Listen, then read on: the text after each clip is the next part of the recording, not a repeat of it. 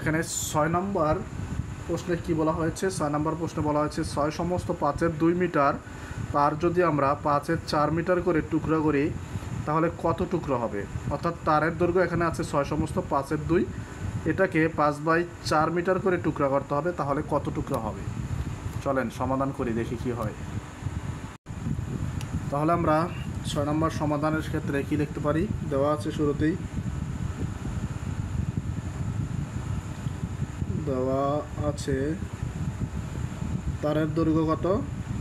তারের দৈর্ঘ্য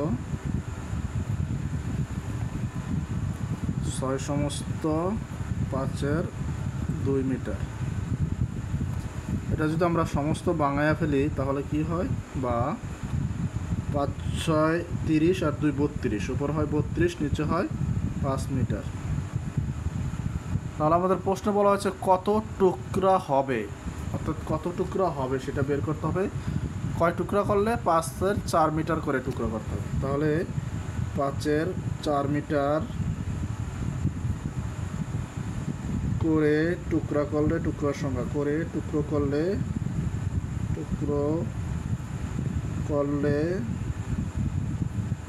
টুকরার সংখ্যা হবে, টুকরার সংখ্যা হবে, আর লিখলাম না। হ্যাঁ, তাহলে কি করতে হবে? এই 5/32 কে ভাগ করতে হবে 5-এর 4 মিটার দ্বারা, 4টি দ্বারা, টি হবে, যেহেতু সংখ্যা বলছে তাহলে টি হবে। তাহলে আমরা ভাগ যেহেতু এর আগে করে এসেছি ভগ্নাংশের ভাগ, তাহলে এখানে খুব সহজেই করতে পারবো।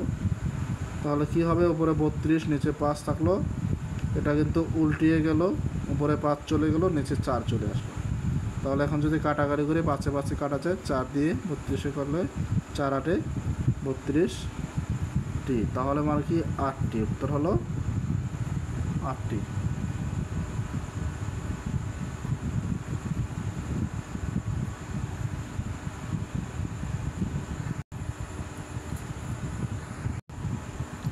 এখন 7 নম্বর প্রশ্নে কি বলা হয়েছে? 7/9 বর্গমিটার একটি দেয়াল রং করতে 4/3 ডেসিলিটার রং লাগে। 1 ডেসিলিটার রং দ্বারা কত মিটার দেয়াল রং করা যায়?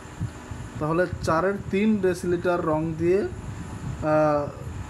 রং লাগে কত বর্গমিটারে? 7/9 বর্গমিটারে। আমাদের বের করতে হবে 1 ডেসিলিটার রং দিয়ে কতটুকু রং করা যাবে। তাহলে চলুন সমাধান করি। তার মানে এখানে আমরা লিখতে পারি 4/3 ডেসিলিটার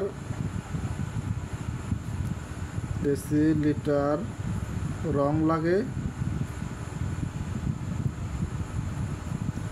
কত বর্গমিটারে? 7/9 বর্গমিটারে।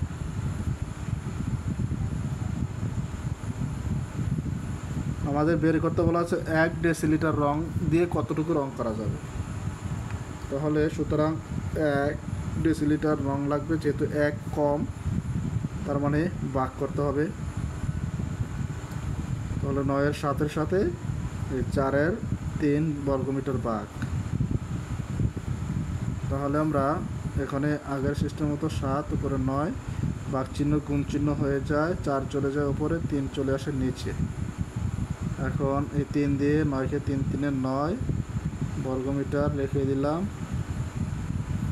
তাহলে কত হয়? উপরে আসে 3×4 12, নিচে হয় 7×1, তাহলে 7 বর্গ মিটার। এটাকে যদি আবার মিশ্র ভগ্নাংশে রূপান্তর করি তাহলে কি হয়? আমি আলাদা করে রাফ করে দেখাই। 12, 7 একবার যায় 7, তাহলে কত হয়? 5, উপরে চলে যায় 5, নিচে চলে যায় 7, তার মানে 1 সমস্ত 7/5 বর্গ মিটার।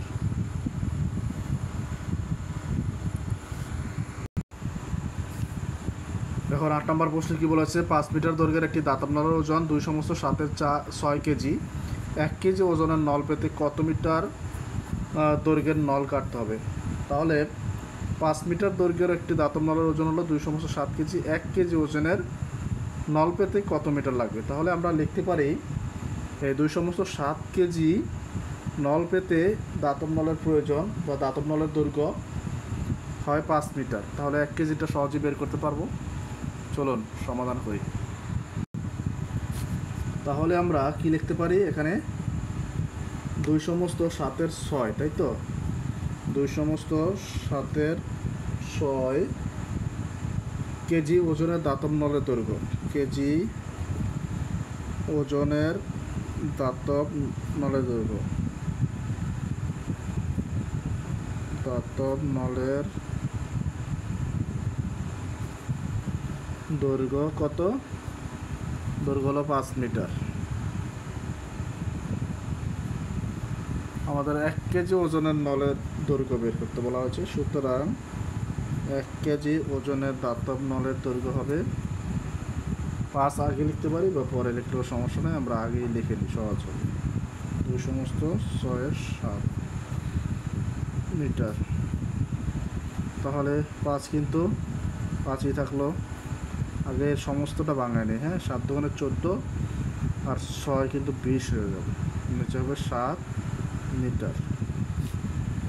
তাহলে এখন 5 যেহেতু উপরে থাকবে আর 7 কিন্তু উপরে চলে যাবে আর 20 থাকবে নিচে, তাহলে 4 5 20। তাহলে আমাদের উত্তর থাকলো কত? উপরে থাকলো হলো 7, নিচে থাকলো 4 মিটার। আশা করি বুঝতে পেরেছেন। অসংখ্য ধন্যবাদ এতক্ষণ ক্লাসটির সাথে যুক্ত থাকার জন্য।